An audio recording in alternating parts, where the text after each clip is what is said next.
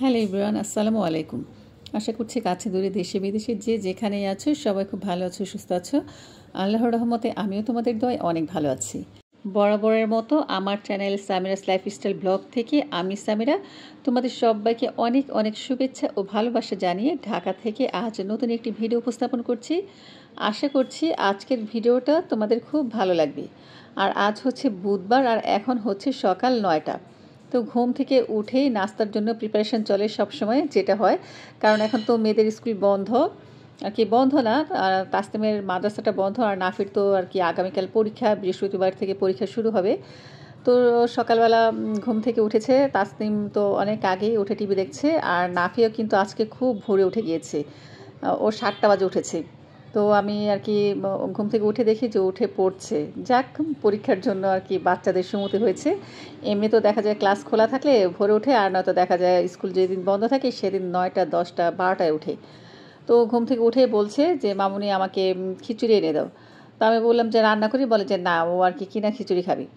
তারপরে যে নাস্তার জন্য তো সবসময় দোকানে অর্ডার করি, নাস্তা দিয়ে যায়। তো আমাদের জন্য 3 জনের জন্য 6টা পরোটা, আর বলেছি 2টা কলা আর ডাল ভাজি, আর নাফের জন্য আর কি খিচুড়ি নিচ্ছি। ডিম সাথে ছিল মুরগির 1 পিস রোস্টের মতো। তো নাফির নাস্তা নাফিকে দিয়ে দিয়েছি, তাসনিমিকেও দিয়েছি, আর তাসনিমের বাবা এখনও ঘুমাচ্ছে, আর আমি এই যে বসে বসে এখন খাচ্ছি। কিন্তু একটা সমস্যা হয়ে গেছে, তাসনিম আর কি নাফির খিচুড়ি খাওয়া দেখে এখন বারবার চিল্লাচ্ছে, বলে যে আমার জন্য কেন খিচুড়ি আনো নাই।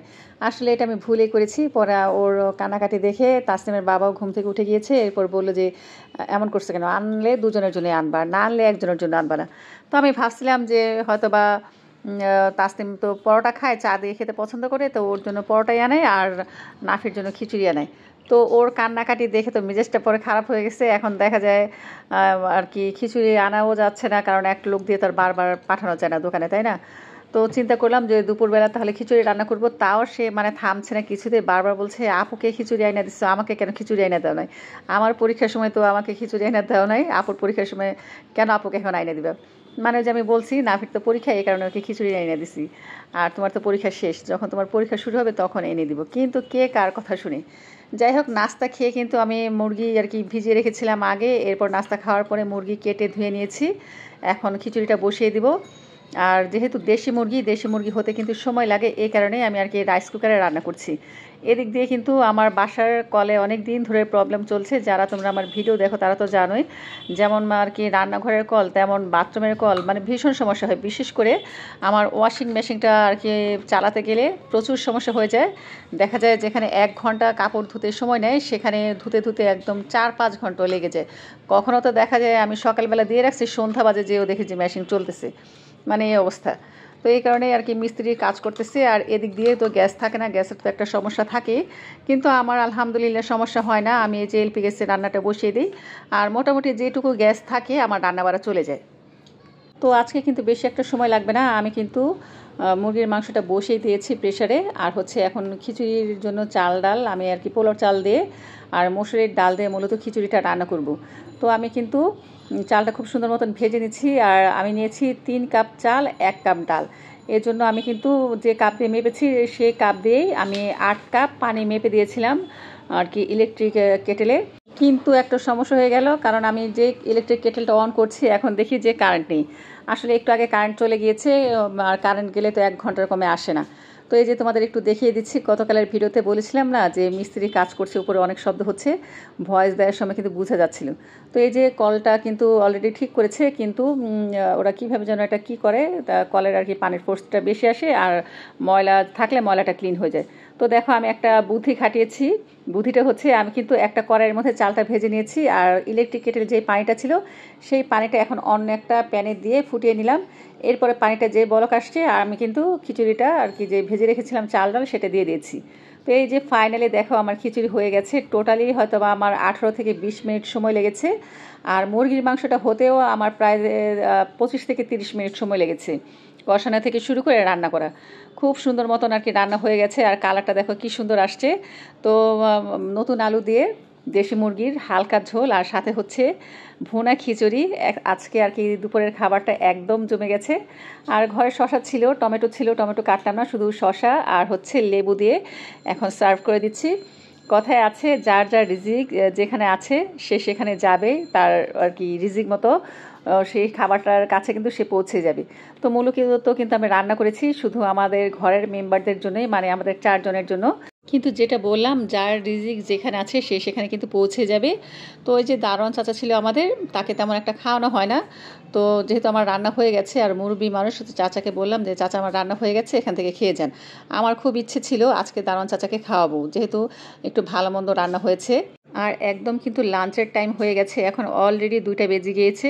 তো নিজের কাছে একটু কেমন লাগলো যে আমরা খাবো, চাচা যাওয়া আসা করছে। চাচাকে একটু বলি, চাচা কিন্তু খেতে চায় নাই, বলছে যে না আমি রান্না করে আসছি, বাসায় যেই খাবো। কিন্তু আমি বলাতে চাচা আর কি খেতে বসলো। আর এই যে মিস্ত্রি ভাইটা ছিল, সেও আর কি চাচার পরিচিত। চাচা বললো যে আসো আমার সাথে খাও। তো ওনাকেও খেতে দিলাম। আর আমার কিন্তু বেশ ভালোই লেগেছে তাদের দুজনকে খাওয়াতে পেরে। মেহমান হচ্ছে আল্লাহর রহমত। যাই হোক, এরপরে এই যে আমাদের গিজারের জন্য যে পাইপটা প্রয়োজন ছিল, আমাদের গিজারের পাইপটা আর কি নষ্ট হয়ে গিয়েছিল, সেটা এখন এনে রাখছে আমার বর, ও বাসায় চলে আসছে। তো ও আর কি মিস্ত্রিদের দেখায় দুখায় দিচ্ছে কিভাবে কি করবে। এমনিতে মোটামুটি ভালোই কাজ করেছে, যেমন ছাদ থেকে লাইন এনে আমাদের রান্নাঘরের পাইপটার সাথে জয়েন করেছে। রান্নাঘরের পানির ফোর্স খুবই কম ছিল। এছাড়াও ওয়াশরুমে ওয়াশিং মেশিনের যে লাইনটা ছিল সেখানেও পানির ফোর্স অনেক কম ছিল। এই কারণে আর কি এগুলো আর কি ভেঙে ভুঙে সব ঠিকঠাক করা হয়েছে। এরপরে গিজারের লাইনেও কিছু সমস্যা হয়েছে, পাইপে যেটা দেখালাম সেই পাইপটা আমরা আনিয়েছি। তো এখন শুধু গিজারের লাইনের কাজ করলে সব সমস্যা আর কি সমাধান। তো এদিক দিয়ে তো আমার খাওয়া শেষ। আর এই যে মুকুলি সিদ্ধ দিয়েছিলাম, সেটা আমার বরের খুব পছন্দ, তো ওর জন্য ভর্তা করে দিয়েছি। তো সবাই মিলে খাওয়া দাওয়া করেছি। এরপর বিকেলবেলা একটু রেস্ট নিয়েছি। আর এখন অলমোস্ট ঘড়িতে 7টা সোয়া 7টার মতো বাজে। যাচ্ছি আমার বড় বোনের বাসায়, কারণ হচ্ছে আমার ছোট বোনের কয়েকদিন ধরে খুবই জ্বর, মানে কিছুতেই জ্বর ছাড়ছে না। দেখা যায় হয়তো বা 1-2 ঘন্টার জন্য জ্বরটা ছেড়েছে, একটু পরে আবার একদম ধুমায় কাঁপায় জ্বর আসছে। তো এই কারণে ওর বাসা থেকে আমার বড় বোনের বাসায় নিয়ে আসছি। আমার বাসায় আনতে চেয়েছিলাম, বলছিলাম যে আমার বাসায় রাখবো, কিন্তু আমার বাসায় আবার 4তলা, ওর উঠতে খুবই কষ্ট হয়। তো এই কারণে আপার বাসায় 3তলা, একটু তো মানে এক ধাপ নিচে, এই কারণে আপার বাসায় আর কি এখন আমরা রাখছি। বারবার চলে যেতে যাচ্ছে কারণ ওর ছেলেরা একা বাসায় থাকে। তো আমরা আর কি অনেক বুঝে শুনিয়ে রাখছি যে আগে নিজে বাঁচলে বাপের নাম, তাই না? তো আগে নিজে সুস্থ হও, তারপরে ছেলেমেয়ের চিন্তা করো। তো ওর বড় মেয়েও সাথে আছে। তো দেখা যায় আমার ভাগ্নির সাথে আছে, ওর কোনটা লাগে না লাগে আগায় পিছিয়ে দেয়। আর এই যে এদিকে বসে আমরা দুষ্টুমি করতেছি, আমার ভাগ্নি যে কি বলতেছে তা যদি তোমাদের একটু শোনাইতে পারতাম তাহলে বুঝতে। আমি জানি যে আমার ভাগ্নির বার্থডে হচ্ছে আগামীকাল, কিন্তু আয়শা শুনি ওর বার্থডে হচ্ছে আজকে। তো যাই হোক, এটা নিয়ে তো আমাকে সে দারুণ ধোয়া ধুইতেছে। কি বলছে তোমাদের একটু শোনাচ্ছি। খাওয়াবো না, তুই খা, তুই বিদেশ থেকে আইসে, তুই কিছু খাওয়াবি। তুই না কফি আনছো, কফি তুই তো খাওয়াইলি না। একলা একলা বই বই দেখছো কফি খাই আসে, তোরা খাওয়াইছে। আম্মু না কইছিল খাওয়াইবো। আম্মু তোমার বোনেটি কি কয়? এক দুটো কফি কিছু তাতে করে লয়ে আহে না খাওয়ানোর লিগা। অস্ট্রেলিয়া থাকতে কি কফি তখন করে ডক। কেন তুই সকালে নিয়ে আজ চিতই পিঠে খাওয়াইলো? ও চিতই পিঠে খাওয়াইছে, বাইশা দেখছে। আর তাহলে বার্গার খাবা? বার্গার খাবি? লজাই না, অর্ডার দেন, অর্ডার দিন না। আসলে আমার একদম মনে ছিল না ওর যে আজকে বার্থডে, স্বাভাবিক বলবেই। আর আমরা কিন্তু খালা ভাগ্নি সবাই কিন্তু আমরা মানে বান্ধবীর মতো চলাফেরা করি। তোমরা কেউ কিছু আবার মনে করো না, ও জাস্ট এমনি কিন্তু জোকস করে, মজা করে বলে যাই বলে, আমিও মজা করে যা বলার বলি। আর আমরা কিন্তু যেভাবে একসাথে হলে বোনেরা বা ভাগ্নেরা কথা বলি সেগুলো তোমাদের সাথে শেয়ার করলাম। তো বন্ধুরা, আমাদের এই আলাপ আলোচনাগুলো তোমাদের কাছে কেমন লাগে অবশ্যই কমেন্টস করে জানিও। তো এই তো এখন সবাই মিলে চা খেয়ে নিলাম, আর চায়ের সাথে ছিল বিস্কিট, এরপরে ছিল ঘিয়ে ভাজা পরোটা। তো চাটা খাওয়ার পরে আপা আমাকে রান্নাঘরে ডাক দিল, বললো একটু দেখে যা। তো ওর জন্য পায়েস রান্না করছে। মাশাল্লাহ, পায়েসটা থেকে দারুণ একটা ফ্লেভার আসছে। আর আমি কিন্তু পায়েসে গরম মশলা ইউজ করি না। তো আপা আমাকে দেখাচ্ছে, বলে কি দেখ এখন আমি পায়েসে গরম মশলা দিই। আমি খুবই ভালো হয়েছে। গরম মশলা না দিলেই কিন্তু পায়েসটা খেতে বেশি ভালো লাগে। দুধের যে একটা অরিজিনাল মানে ফ্লেভার, সেই ফ্লেভারটা পাওয়া যায়। তো এখন প্রায় ঘড়িতে অলমোস্ট 10টা বাজে। আমি বারবার বলছিলাম চলে যাব, কিন্তু আমাকে বারবার আটকায় রাখছে, বলে যে বসেন বসেন। কিন্তু কেক যে কাটবে সেটার বলে নাই। একটু পরে দেখি যে ফ্রিজ থেকে কেক বের করে নিয়ে আসছে। ওরা অবশ্য আশা করেছিল আমি হয়তো একটা কেক বানিয়ে নিয়ে আসবো, কিন্তু আমার তো সত্যি কথা মনেই নেই।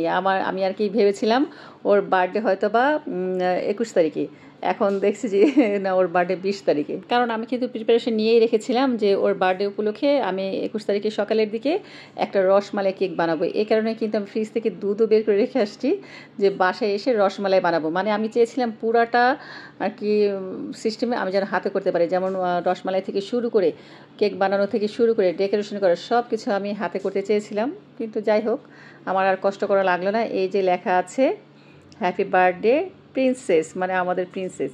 তো সবাইকে ও কেক খাইয়ে দিচ্ছে, আমাকেও খাইয়ে দিল।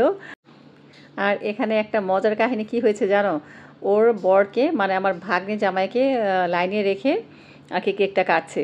আমাদের বাংলাদেশে রাত 10টা আর অস্ট্রেলিয়ায় কিন্তু এখন রাত 3টা। তো স্বাভাবিকভাবে ঘুম তো আসবে, কিন্তু আমার ভাগ্নি বলে কি দাঁড়ান দেখবেন ওরে শুধু আমি একবার ডাক দেবো সাথে সাথে উঠে যাবে। মাত্র একবার ডাক দিছে রেজওয়ান বলে সাথে সাথে ঘুম থেকে কিন্তু উঠে গেছে। তো এই যে ভিডিও কলে কিন্তু সে সাথেই আছে আমাদের। আমগো জামাই ঘুমাইতেছে, ফটফট করে ডাক ডাকতেছে, সব দরকারে কয় ঘুমান ঘুমান। আপনার গাজা বেদ জাতীয় হয়ে গেছে। কিন্তু শীতের মনে খুব একটা আফসোস রয়ে গেল, ওর বর সামনে নেই বার্থডের সময়। হয়তো বা আগামীতে আমাদের সামনে নাও থাকতে পারে, তখন তোর বরের সামনেই থাকবে। আর এদিক দিয়ে দেখো এই যে আমি কিন্তু নিজ হাতে নিজ মনে করিয়া নিজ দায়িত্বে বড় এক পিস কেক কাটিয়ে লইলাম। কেকটা বেশ ভালোই ছিল, স্ট্রবেরি ফ্লেভারের। তো দেখা যায় কেক খাওয়া কিন্তু আমরাও বাচ্চাদের মতো হয়ে যায়, বাচ্চারা যেমন কেক খেতে পছন্দ করে আমারও কিন্তু খুব ভালো লাগে। তো এই যে এখন কিন্তু কেক খাওয়া খাইয়ের পর্ব চলছে। আর আমার ভাগ্নিকে বলছি আয় খাবে নাকি, তো বলছে যে না আপনি খান। আমি যতখানি এক পিস নিয়েছি ওই পিস মানে 3 জনে মিলে খেয়েছে। তো এরপর সবার জন্য পিস পিস করে রেখে দিল। আর এই যে আপা দিক দিয়ে পায়েস নিয়ে আসছে। আর এই যে দেখো এলি এত বজ্জাত, ওকে যত আমি আদর করতে যাই ততই ও ফস করে ওঠে, মানে কিছুতেই কোলে আসবে না, কোলে নিতে গেলেই কামড়াতে আসবে। তো দুলাভাই কিন্তু পায়েস ঠান্ডা করছে শীতকে খাইয়ে দিবে বলে। আর এই যে নাফিকেও কিন্তু পায়েস দিয়েছে, আমাদের সবার জন্য এনেছে। আসলে ও যখন আর কি আমাদের কাছে থাকে না আমরা কিন্তু ওকে ভীষণভাবে মিস করি। ওর বর রোমিওকে আমরা অনেক মিস করি, যে কোনো খাওয়া দাওয়া যে কোনো অকেশনে।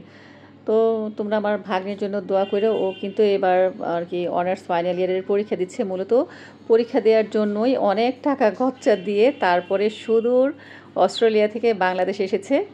আর ওর বাবা মায়ের সাথে ভাই বোনদের সাথে ওর শ্বশুরের সাথে কিছুটা সময় কাটানোর জন্য, ওর দেবর আছে। তো সবাই দোয়া করো। আর এই যে আমার ছোটো বোন, ওর অবস্থা তো খুবই খারাপ, কেমন চেহারা হয়ে গেছে কয়েকদিনের জ্বরে। আজকে যে বৃহস্পতিবারও কিন্তু ওকে আমি হসপিটালে নিয়ে গিয়েছি। একটু আগে আমি বাসায় এসেছি, প্রায় আমি 4:30টার দিকে বাসায় এসেছি। আর এসে তারপর কিন্তু আমি আর কি ভিডিওটা আপলোড করব, এই কারণে ভয়েস দিচ্ছি। যাই হোক বন্ধুরা, তোমরা সবাই আমাদের জন্য দোয়া করো, আমার পরিবারের জন্য দোয়া করো, তোমাদের জন্য দোয়া অনেক ভালোবাসা রইল। তো সবাই ভালো থেকো, সুস্থ থেকো, আল্লাহ হাফিজ, আসসালামু আলাইকুম।